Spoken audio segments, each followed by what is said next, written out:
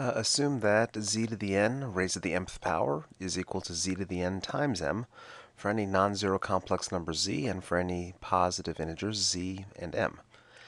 Prove that the property remains true even if z and m are not positive integers, so still integers but not necessarily positive.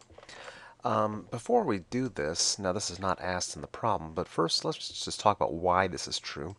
Why does z to the n to the m equals z to the n times m if z, n and m are both positive integers? The reason this is true is because z to the n to the mth power, that's equal to z to the n times z to the n times z to the n m times. So there's m terms in this product. And so by one of the other laws of exponents, we can add the exponents. And when I add the same number to itself m times, that's like multiplying by m.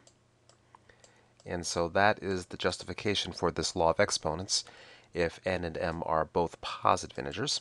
Let's now turn to the case if n and m are permitted to be negative. So first off, let's just start with the first possibility, which is that n could be equal to 0.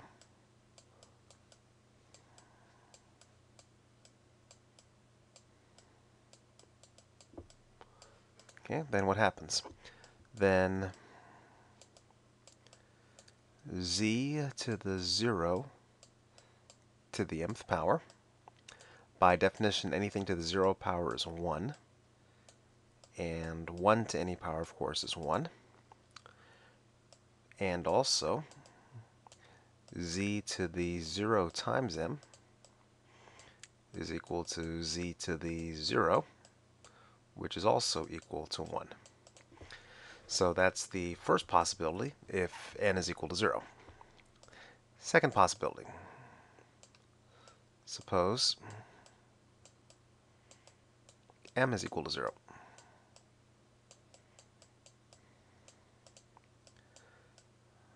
Then z to the n to the 0, well, anything to the 0 is 1, so z to the n to the 0 is 1. And also, z to the n times 0, just like before, is equal to z to the 0, which equals 1.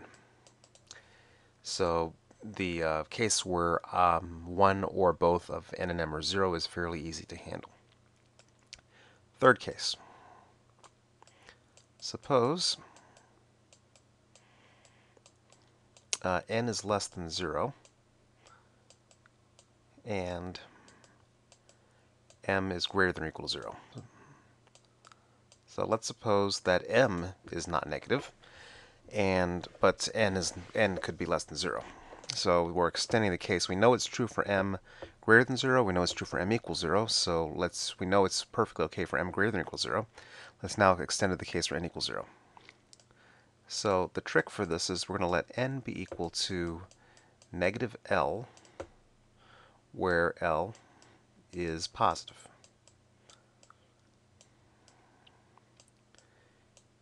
In other words, if n is, say, negative 5, then L would just be 5. If n was negative 6, L would be 6.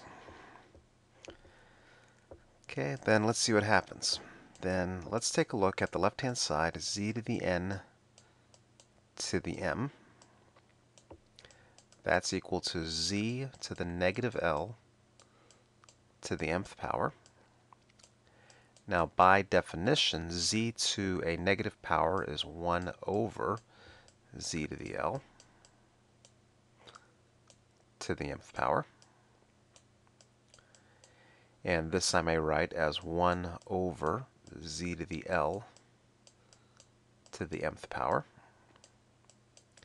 Now, L and m are both positive, or m might be 0, but we have a case where the previous cases apply, and so we have this is equal to 1 over z to the L times m. Now, L was equal to negative n. So this is 1 over z to the negative n times m. 1 over, well, it's the z to a negative power, once again, is the reciprocal, so 1 over z to the n times m. And therefore, this is equal to z to the n times n as required.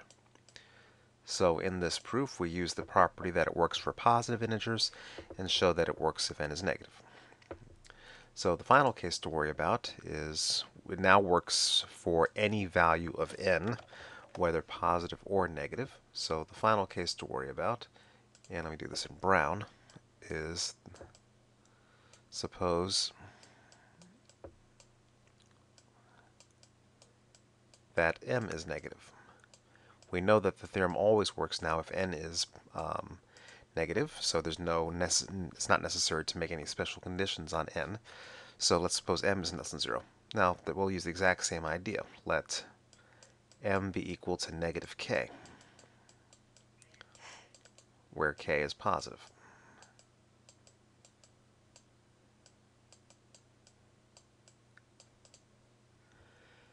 Okay, so we'll do the same idea, then z to the n to the m equals z to the n to the negative k. By definition, this is equal to 1 over z to the n to the k. Now in this expression, k is positive. N could be anything. But whether n is positive or n is negative, we know full well that z to the n to the k is going to be z to the n times k. So by previous work, this is equal to 1 over z to the n times k, by previous work that we've done. Either case 3 or else the case up here where n and k are both positive. Now k is equal to negative m, so this is equal to z to the negative n times m, and this is equal to 1 over z to the n times m, which is therefore equal to z to the n times m. And so that is the end of the proof. It works for n is positive, if n is positive and 0, n is negative, or if m is positive, if m is 0, or if m is negative. So that's the end of the proof.